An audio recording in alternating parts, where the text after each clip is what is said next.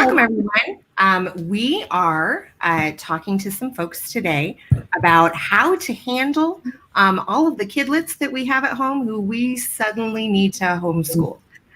With us today, we have a bunch of fantastic guests. I'd like each of you to introduce yourselves, and then we'll get right into the meaty part of the advice for parents. David, why don't you kick us off? You bet. I'm David Guerin, and I'm a high school principal in Missouri at Bolivar High School, and a parent of 4 kiddos. Some of them are not school age anymore, but my daughter Emma is a sophomore this year. And I'm just a tech enthusiast and a social media enthusiast, educator. I've written a book, Future Driven, Will Your Students Thrive in an Unpredictable World? And happy to be here today. Awesome. Thanks so much, David. Christy. My name is Christy Todd, and I am a resource teacher in Indiana at Central 9 Career Center. A lot of career and tech ed programs at our school.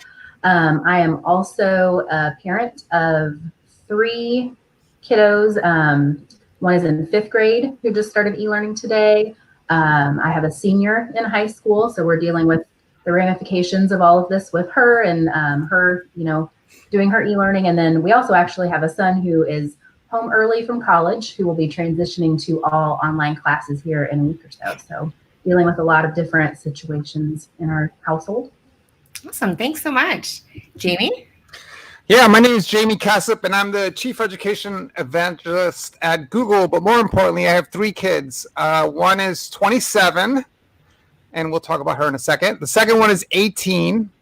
He's interesting too. And then the third one is 5. So I have one in every generation, and all 3 of them are home now. My daughter was living in New York, and she, after quarantining herself for 14 days, she got on a plane and flew home because she didn't want to get stuck in New York City. So she's here working from home.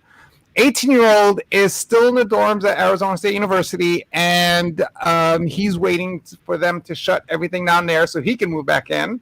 And I have my 5-year-old who has been home at school, and actually the most upset of anyone about what's going on, because she's still in that age bracket where she loves school and wants to be there and misses her friends. And I think that's the biggest struggle for her, is the social interactions that she has with other kids. So we're trying to find ways to replicate that. Awesome. Thanks, Jamie. And last but not least, Winnie. Hi, everybody. I'm Winnie Sun, and you may have seen me on TV. I am a financial advisor, and I'm on the CNBC Financial Advisor Council. I'm a regular money person on Good Day LA, and I am the proud mom of 3 kids, one in 1st grade, one in 2nd grade, and one in 5th grade. Awesome. Thanks, Winnie. You guys are making me feel like a parental underachiever because I only have one. She's 16, almost 17 here in a couple of weeks. No idea how this birthday is going to be any fun at all since we can't do anything or go anywhere. But I also am a former educator with a child who is now tired of me. And we're on day 2 of school at home at my house. And she's already sick of anything that I have to say to her, as some of you might recognize if you have had any teenagers in the past. So let's go ahead and jump into our questions. What are you guys seeing schools and teachers do? This is crazy sauce. How are teachers in classrooms handling this, what could be really long spring break? Well, I'll start off with that because our district is really scrambling. We happen to be in spring break this week, so that kind of helped a little bit. But not planning to come back, of course, we're going to remote learning beyond that. And so we are just constantly scrambling to put plans in place to be able to serve the needs of our community, our kids. And really, it's unprecedented kind of thing, right? And so it's stressful. Teachers are stressed. Parents are stressed. Everyone is, I think, just really feeling the pressure and the weight of what this is and how long is this going to last and all the uncertainties that we're dealing with. Have any of you as parents experienced this before? an extended break from school? Summer. Hurricane, tornado, something like that? Just summer, yeah. That's So I got a couple of thoughts. One is this idea that I think what's happening with, and I'm talking to lots of different school districts and lots of different schools. I think what's happening is we are trying to replicate the old world with the new world, and I think that's causing stress, right? As opposed to looking at the new world and saying, how do we adapt to that, right? And what I mean by that is even the term, the idea of remote learning, like what, I don't even know what that means. You're either learning or you're not learning. I don't care where you are, right? So just the idea of just learning and what does that look like? And so instead of how do I automate or replicate or do X the way I used to do things in a way, I think what we need to do is look at the new world and say, well, this is going to be our future for at least, and let's just plan it out, 3 months, 6 months, a year, 18 months, but have a plan for that world and adjust to it. And instead of trying to replicate the old world in some kind of automated way. It's an excellent point, Jamie. I'm sorry, go ahead, Christy. I think the biggest stressor for our teachers is we're in a career and tech center. The majority of the programs are completely lab-based. So how do you get from a totally lab-based curriculum to a completely online curriculum? And I think that's where the biggest stressors are coming for our teachers, for sure. Right. Well, stresses from parents, I think.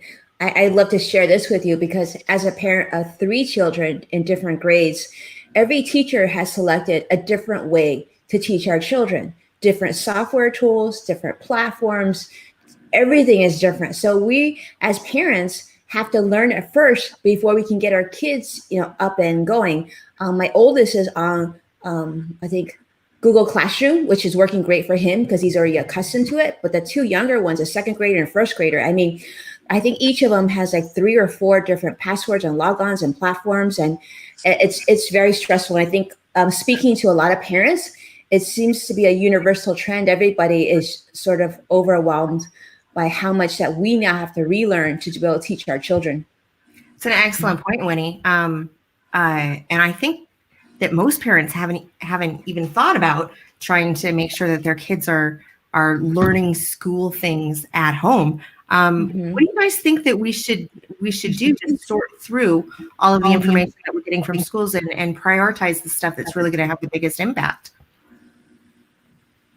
I think one of the things that we really need to make sure we do is, as parents, is take all of that stuff that's on Canvas, and even though they're learning in an online platform, I think they still are going to need to have some type of checklist, some type of tangible thing in front of them to kind of connect themselves with the content and with the things that they're expected to do. I think that's going to be really helpful. My own personal children, their teachers sent home a giant chart of all of their passwords, all of their usernames. So we do have one page with 20 some usernames and passwords. So that's going to be really helpful to cut down on the time lost in looking for all of those. So I think even though they're learning online, we're still going to have to provide them with some tangible things to kind of help them along.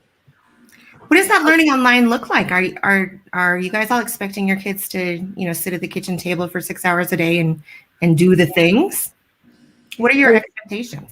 Yeah, we're actually duplicating similar to the style that they have in school. So we, the younger ones have 2 or 3 different recesses. We do go noodle to make sure they move around. And then we make sure that they have time to FaceTime their friends in different classes. And then they still have their daily classwork that they do. And we actually supplement with Kumon every day too. So my kids, really, we have it like you talked about, having a complete schedule, what's different sessions, different breaks. And at the end of the day, we have little, we celebrate as a family when it's all done. So I think there's too many factors to come up with one model, right? So for example, you have parents who are fine being at home with their kids. And then you have parents who are home working with, trying to work and have kids. Then you have parents who are out working in the world because they have to with kids at home by themselves. There's way too many models to set standards for, and then you don't have internet access at all, right? Or have internet access, right? So this idea that we're going to create one model or school, or even one school, there's more than 100,000 schools. If you take just one school and try to create one model for that one school with 500 students, you're going to need 30 different models because of all the different situations that parents find themselves in. So that's what I mean by I think we need to look at this a little differently in how we approach this. I get to speak to thousands and thousands of people on stages all over the world, but by the way, I'm home now, so I'm driving my wife crazy. And to me, one of the skills that I talk about that students need the most is the ability to learn, right? Just the ability to learn. I remember graduating from graduate school thinking, I am done learning. I never have to learn again, right? And that wasn't true 25 years ago, and it's not true today. So I think that this is a great opportunity the one thing that's common that we can teach all students across the board is how to learn. And if we can take that idea, like what are the principles of learning? What are the things you do for learning? How do you learn by yourself? And then take subjects that they're actually interested in, right? Which is a whole space that we haven't even talked about. Things that they want to do, things that they're interested in, and then combine them, right? So we're teaching them how to learn, and they're learning things that they want to learn about. I think that this is an opportunity to do some amazing things with students. I agree, Jamie. Independent learning, so important, especially for kids now, knowing that they're going to need to reskill, however many times as they turn into grownups. I wonder if we have any advice for students who may be approaching this kind of on their own. We do know that parents are still working, oftentimes in their basements like me. And we might have more than one kid that we have to pay attention to. David and Christy, what would you recommend for students who are trying to figure out how to do this by themselves? Well, that's something we're trying to be really understanding of and sensitive to. That was my message to teachers today was, number one in this whole situation is we need to be teachers with empathy. We need to come to this with empathy and understanding of what our students and our families are going through, and kind of like Jamie said, it's all over the place. Some have lots of support in the home, and others not so much because of just different life circumstances that are happening, or they may not even have internet access. So how do we deal with that? And for those students, I think we have to support them as best we can in that through the way that we communicate with them, and that encourage them. The part of my message was, let's make sure that we're meeting our students in an emotional and a connected space, emotionally and relationally first, and then we'll get to the academic content after that. So I think that's important. Is remember we're working with human beings, and we want to be supportive of human beings in this. Yeah, and well, speaking of that, David, I think that what I'm seeing out, and I'm paying a lot of attention to what's happening in the education space, I'm seeing a lot of how do we teach our students these standards or these academic principles or these things that we need to do. I think if we changed, and again, I'm a glass half full kind of guy, and we can look at the situation as a panic and stressful situation, or we can look at it as an opportunity. And I think change the focus of, instead of what the state officials want or what the standards are or what the curriculum is, we change that to what's the best thing for our students as individuals, right? Like if we focus on I hate the word user, but that's what we use in technology. But if we focus on our student, what's the best for them? What's the best approach for them? Then all of a sudden we can open up the door to lots of different learning opportunities, right? Because what I've been telling students, I've been talking to them is, I've been asking them, what have you always wanted to learn? What are you interested in? And then giving them pointers on where to go start learning about those things, right? And all you got to do is get them started. You don't need to create a whole curriculum. You don't have to create a list of things. Just get them started so that they can start learning something and then going from there. So people who wanted to learn how to be a photographer, right? There's a photographer on YouTube who launched how to move out of automatic in your camera, right? So there's a great place, and it's free content that he's making available. there's a great place for you to you want to learn photography? Here's where you start. And then you can go from there. But this ability to learn around the subjects that you as a student are interested in, I think that's the opportunity that we have in front of us. I think that's great. And I completely agree, Jamie. You're speaking my language for sure. It's just a big paradigm shift. And you know that for educators to even though that's the banner that I carry, with my teachers, it's still, they feel that weight and that pressure of the standards and well, what about getting them ready for the next class or for college or for all these kinds of things? And so that I think is important, that we need to be having discussions about. And maybe this will be a great opportunity, for some of that change to happen, because this is definitely going to shake things up. Christy, are you having any of these same kinds of conversations as a special educator? What are you doing to make sure that your students have what they need to be successful? Oh, I think I froze her. She's frozen in time. Oh, she is frozen. Oh, I totally froze her. I broke it. Winnie, are you having any of these conversations with your kids? What are you telling them about how they can help themselves be successful now? Well, absolutely. I mean, certainly my oldest is much easier. My second grader is easier. My first grader, if you were to tell him to start learning himself, that would not work so well because he just turned 6 years old. But I think absolutely one of the benefits of, they don't usually see me work at home. I have my whole team at work. I have a studio. I do everything. And I'm a financial advisor. So you can imagine how busy I am right now with the stock market and all my clients. But I think the one of the blessings to this experience is not only are they home, but I'm home and they're seeing how I work. So they're getting that experience as well. And also I think it's nice because what I love is to teach my kids everything hands-on, right? I want them to see me do video, like they have to do a project. I train them how to do public speaking when they have to speak in front of a class, and it's all hands-on.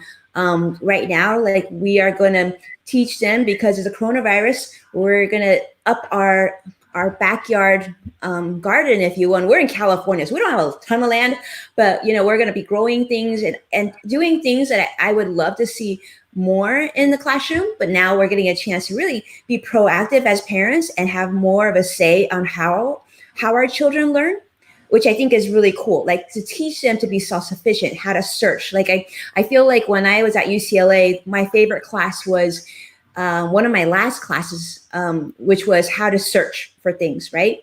And I think our kids these days do know how to search, but we can encourage them to do more of that now that they're home with us. And here in California, obviously, we've heard that our kids might not even go back before summer break, which I think is probably really reasonable. So then how do we incorporate more of what we do? Whether or not we have internet, I don't think that's as important. I think actually most of the learning that my kids do with us is when there is no internet signal, when it's mom, dad, or whatever. Actually, we would take our kids on vacation right now, where I think more learning happens than anywhere else that they learn from. That's an excellent point, Winnie. We as parents usually have rules around screen time. And what I've seen coming home from my kidlet is a lot of online resources. I worry that these online activities and the online content and the online everything, there's a danger that she'll just, sit back and let it all wash over her, like every word that I say to her does. What can we do to make our kids learning more active? Jamie and Winnie, I think we need to be more, sorry, Jamie. I think we need to be very involved. And I totally get that, like Mark knows I travel constantly.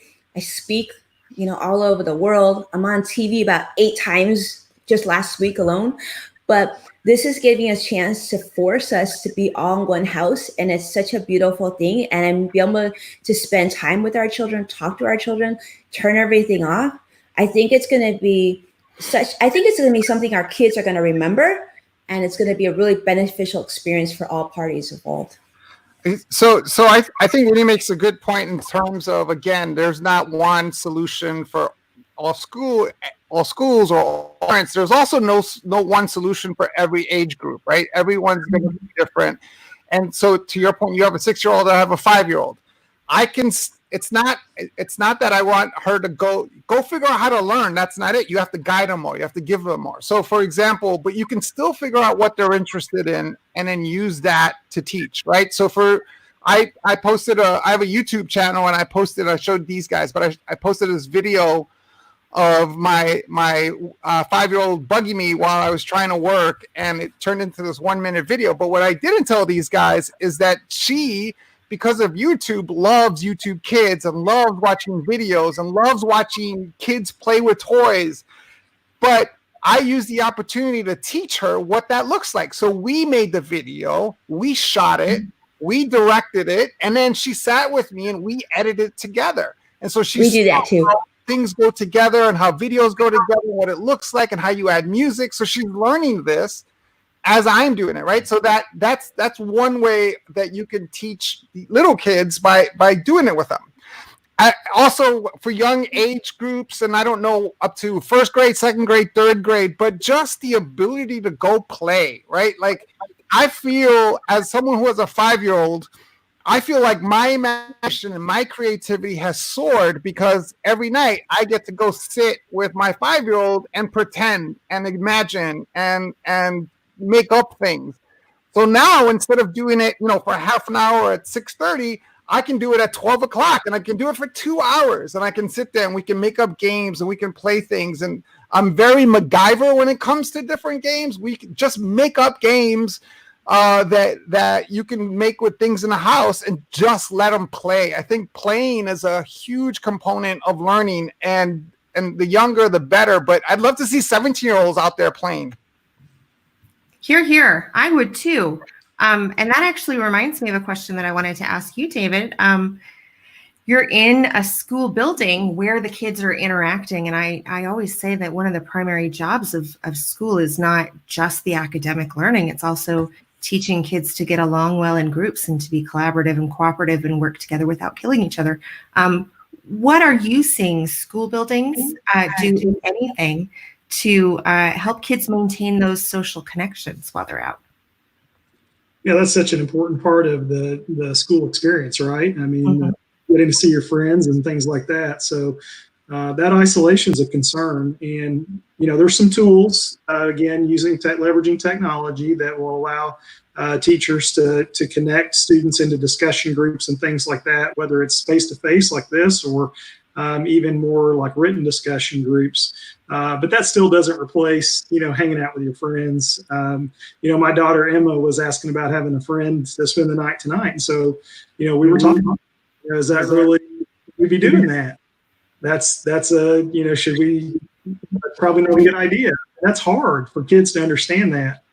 And so, I don't think there's an easy answer to that, but we do want to build in, as we're designing and being purposeful in how we're designing these learning experiences for kids. How can we create as much connection in that as we possibly can, given the circumstances that we're in?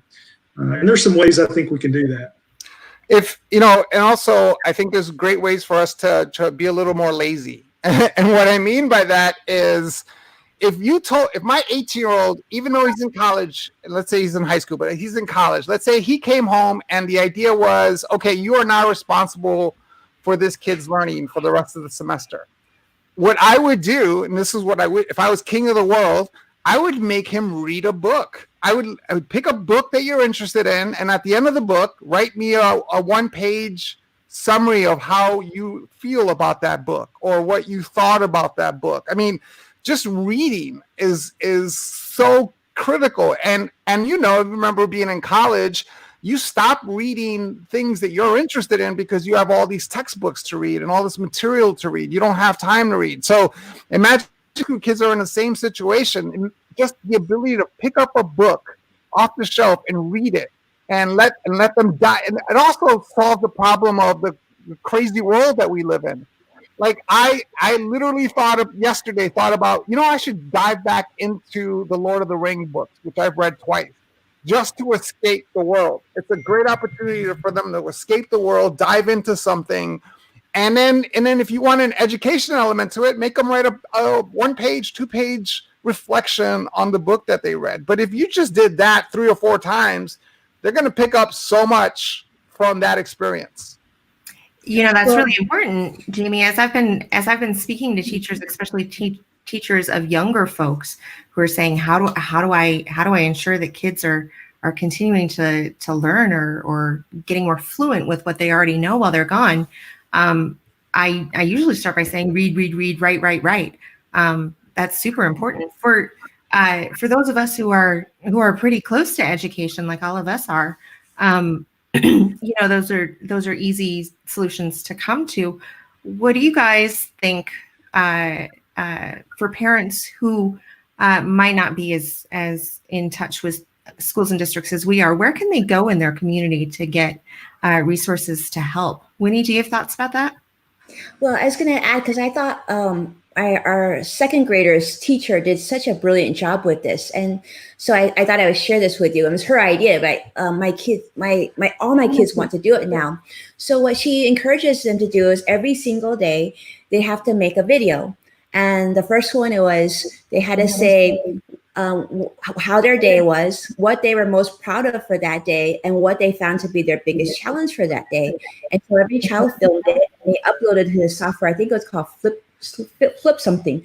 And then Flipgrid, yeah. So then all the kids had a little video, and my son must have watched all his classmates' videos like 10 times. He was just so happy to see them. So that's a favorite project every single day. Mm-hmm. And then so what we got that inspiration, we're like, he must miss his best friend. So now every day we also let him FaceTime all his friends, and all the kids get to do this.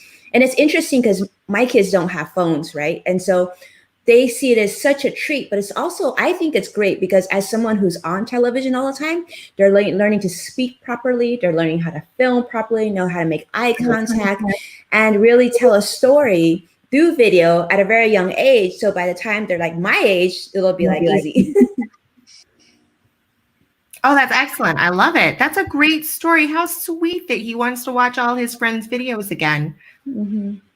I assume that someday that this will end, right? Like this is going to end someday, and the COVID will like get beyond that, and at some point, kids will go back to school. What do you guys think parents and community members can do to make sure that schools and districts are more prepared for the next time school has to be out for an extended period? It will happen that there will be natural disasters or even snow days, right? How can we push on making our schools and districts more prepared? Do you have thoughts about that, David? Yeah, I think that we're definitely learning a lot right now. One thing that's going to come out of this that's good for us, I think, is we're going to be more attuned to our students that don't have internet access at home. We've known there's been a digital divide and been concerned about that, but we really haven't had the will as a school, as a community to do something about that. And I think we're going to do something about that and make sure that kids have that access, because that makes a huge difference. It's just not a level playing field. If you don't have access to the internet as a learner today, then you're at a disadvantage. There's just no question about it. So, and then for teachers too, I think that they're going to be more prepared to, in the future for blended learning and for hopefully some of the vision that Jamie mentioned of, more choice and more ownership and more opportunities really for students to pursue passion in learning and to just learn how to learn and make that a priority more maybe than checking off standards and things like that. So I'm hoping that those are some things that are going to come out of this that are good, as difficult as it is. Usually that's how it is. When something like this happens, we always have that silver lining. So we're looking forward to finding that silver lining. Awesome. I know you folks are all super busy, so I don't want to take up too much more of your time. But if you could leave us with just one piece of advice for parents at home, what would you say? Jamie? Yes. So I think that one is we need to understand that what we're going through is a unique situation. And if we think it's unique, imagine what our kids think, right? And so one thing that we can do, the one thing that I'm doing with my 5-year-old is I'm taking a very long time to answer her question. And it's a great learning opportunity, right? So for example, when she says, what's a virus? That answer could be 10 minutes or it could be 10 hours. And I'm learning how to do a 10-hour answer, which is, okay, let's dive into this. And yes, you need the internet and you need resources and you need the skills to be able to do that. But you can dive deep on any question that they have and take as much time as you want. And that could be a whole day of learning. So let the students' interest, let them drive what they want to learn. That's what I would say. Excellent point. Winnie, what do you think? Oh, I love that, and I would agree with that wholeheartedly. I think what I would tell parents, I mean, like I work so much, right? And I think what we want to do is not only teach our children and spend time with them, but also really embrace the importance of keeping them connected to their teachers, to their friends, their friends in their class, and in different places, and finding an opportunity to keep them connected. Love it. David? I think one of the hardest things for parents right now is just balance, balancing everything that, the parental responsibilities that you already have, and then trying to maybe pick up where the teacher has been doing a lot of that work during the school day. So allowing, providing those nudges and that structure so that your student, your child can be successful, but also not owning the learning for them, where they're not having to learn to be, a responsible learner in that, or developing their own agency in that. Because making them do everything, and again, that's age dependent a little bit, but they need to learn how to make choices and see the fruits of those choices, and the consequence of those as well. Fantastic. Thank you all so much. Really great advice for parents and teachers. And I can't thank you enough for taking time out of your busy day to come have this chat with us. This has been Canvas LMS talking about how parents can handle the at-home schooling that we're currently doing. Thanks so much for watching, everyone. Thanks, Hilary. Thank you. Thank you for having us.